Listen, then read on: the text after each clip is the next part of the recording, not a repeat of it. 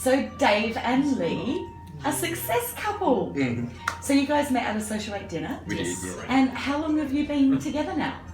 Almost 3 years. Almost 3 years, Yes. And can we share that you've been design ring shopping? Yes, Yes. you can. Lovely. Congratulations. That's Thank you. awesome. So Dave, when you came to Social 8, did you have some reservations about, oh my God, what am I getting myself in for? I think most blokes do, to be honest. There's always that, invincible, independent Australian male kind of approach. You kind of think, I don't need any help, I can do it myself. Yeah. But yeah, so that was one of the reservations. But I think also it was just great that when you go on the Social 8 dinners, I started off and I was just going along to have fun, have some great food, meet some interesting people, and I love doing that. So that kind of took the pressure off the whole dating thing, if that makes sense. Yeah, so Because you didn't were have out the for an expectation experience. at the end. That's right. At the end of the night, or I've got to get there and make sure there's somebody that I find attractive, that I want to swap numbers with, that I could potentially see myself kissing. That was gone. And Yeah, so you just, you set your intent to just have a good time. I was quite open to anything that would come along, in terms of friendship, in terms of just discussions about Well, like that interests business and stuff like networking, that. because, A little bit, yeah. I mean, look, there were actually quite a few guys who sort of wanted to sort of catch up and go for a drink and stuff like that. In terms of business networking, I think, there were a few interesting people that I met and had some great discussions with. Did it turn into business prospects? Probably not, no. But I learned some interesting things from some interesting people. that might depend on what industry you're in, because I think that, Yeah. people that are in like real estate, or people that have got small businesses that are service-based, actually do a lot of business networking. In fact, there's a landscape gardener that I think his whole entire client list is now from Social. Good on him. Good on him. Yeah. You talked then about making new friends with men. Now, I think that in society, women make new friends very easy. We do it quite effortless and easy. And yet, guys don't have that opportunity as easy once the kind of uni days or school days finish. Yeah. I think it happens with women if they move into motherhood. It happens naturally through children of, you make friends with the mums at the school or the soccer mums. But it seems to stop for guys when you stop going out to the pubs and clubs. And quite often too, I mean, you build up associations in work. Can't talk too loud because Glenn's sitting in the next office, but in the next room, I should say. But yeah, I mean, you don't always want to socialise with your work friends, So yeah, it does create that other avenue for meeting interesting people. Yeah, that's great. Now, Lee, Yes. what led you to joining Social 8? Well, I really wanted to meet someone. And because I came from overseas, I don't have a big network of like friends who can introduce me. And I'm a bit of a shy person, so I can't really go up to like a guy and say hi. So I thought Social 8 was sort of like the perfect venue for me to meet someone. And plus, people who come to Social 8, they sort of have the same objective as me. Well, They've got like the me. same intent. That's exactly Yeah. right, same intent. So And I think you said- brought up a good point that, you really did want to meet somebody. Yes. And I think we need to be clear that I Yeah. believe that probably 98% of the Social 8 members are hoping to meet somebody. Yeah.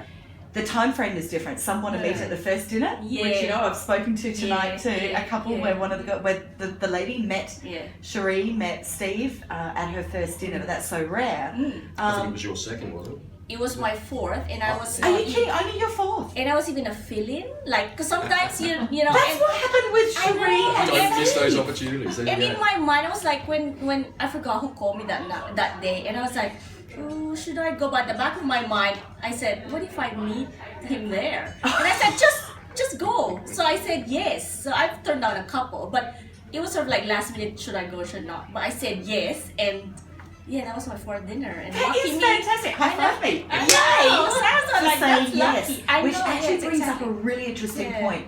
Over 10 years Social 8's been running, and the number of times that relationships have formed when somebody has cancelled their spot on the day, Yeah. and we found a replacement. Yeah. And I kind of think it's a bit like the universe going, Yeah. oh, Jane, you girls have so got this dinner wrong. We'll just sort this out. Let's get Yeah. rid of that one, put that one in, and Yeah, it'll work. yeah, And yeah. here we are. I know. Fantastic. I know. That's great. But you also brought up a really good point about moving here from overseas. Yes, yeah. And I find this with people that relocate, whether it's for work or family Yeah, or health yeah, or whatever yeah, reasons. when people come here from interstate, country regions, or from overseas, Yeah. Adelaide's actually one of the hardest cities in the world, in the Western world, to make new friends. Yeah. And I think it's because we come from a very ancient, well, not ancient whatsoever. It comes from a very old English societal structure. And so I find that if you talk to one of your work colleagues and say, well, what are you doing on Saturday night? They might say, oh, what are you doing on the weekend? They might say, well, Friday night I'm getting together with all my uni mates, and Saturday night I'm getting together with all the soccer mums and dads. Let's not mix the uni mates with the soccer mums and dads. Like, there seems to be a fear around socially mixing different groups, because we feel that it's our responsibility as a host to make sure that everybody gets on well. And that is a big problem with Adelaide. Now, I love Adelaide, born and bred, have lived elsewhere, but love it. However, I believe that's the Achilles heel of our social structure. And I do agree with you that Social 8 totally solves that. I think it's definitely a fair thing to say that you and I both moved in very, very different circles, and we never would have met had it not been for Social 8. Yeah, that's exactly Our social paths would not have crossed at all. That's So there you good go. to hear. It hadn't been for Social 8. So one of the things I feel is important that happens for people once you kind of hit around 30, and it continues up for the decades to come, you know, when you're in your 20s, most people have quite a large social group, if you're born here, if you've lived here for a long time. But then it starts to dwindle and shrink, you know, whether it's through relationships or getting busy, getting married, having children, getting busy with careers, all of that. It dwindles and you stop meeting new people. And so I think the plan with, you know, one of the important bonuses of going to the dinners is that you get to expand your network again. Take it back to your 20s where you're meeting new people.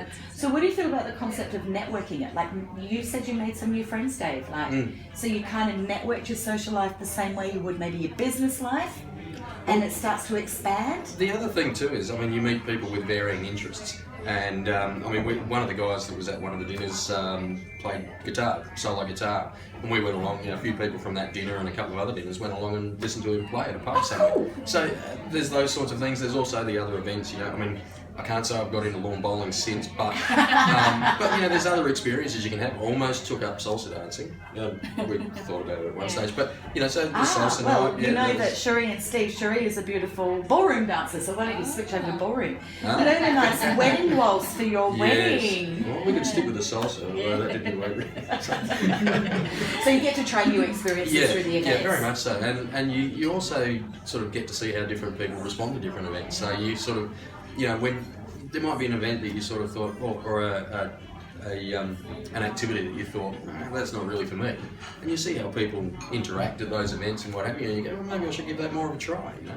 So yeah, it does open your horizons in a lot of ways. Well, one of the reasons that I try to do events that are so diverse in interest is that a lot of people in their relationship has ended, if they're separated or divorced, or if they have moved here from interstate or overseas, is loneliness, but also they'll throw themselves into their career and their whole work-life balance becomes really imbalanced. So it's trying to help people to gain new, fresh interests so that they can get a better work-life balance. So any tips would you have, or do you have any tips for people that are considering joining Social 8? Just be open-minded, because for me, if I said to myself, I don't meet someone, I get to meet new people, new friends. So just be open-minded. Leave the hidden agenda of I'm going to make the love of my life. Don't stress yourself. Don't stress yourself over like, oh, I have to, you know. Just be open and be, you know, enjoy the night. Beautiful. Because I enjoy all the dinners. I enjoy all of them. Yeah. Love it. But you know, the funny thing is, of course, that the couples that I've chatted to tonight, one met on her first dinner and the other girl met on her fourth dinner, which means every girl joining is going to put the pressure on to expect that in those few dinners. And the reality is, I actually have a lovely story to share of a lady who was in her 50s and she went to, I think it was high 40s. Number of dinners. Oh wow. And I applauded her that she always said yes. Oh, wow. She always gave beautiful feedback that it was lovely people. She enjoyed the night, happy to catch up with anyone that would desire to. She's now married. She's been married for 3 years. She met on her, I think it was like her 47th or 8th dinner. And I just kept applauding her for her persistence. And her now husband it was his only like second or third dinner. So those extremes can happen. And so it is about, when the timing's right, the timing's right, and it's meant to be. It's meant to be. And you just got to keep your attitude, happening for. Yeah. Certainly, I mean, as you say, getting rid of those preconceptions and going in with an open mind.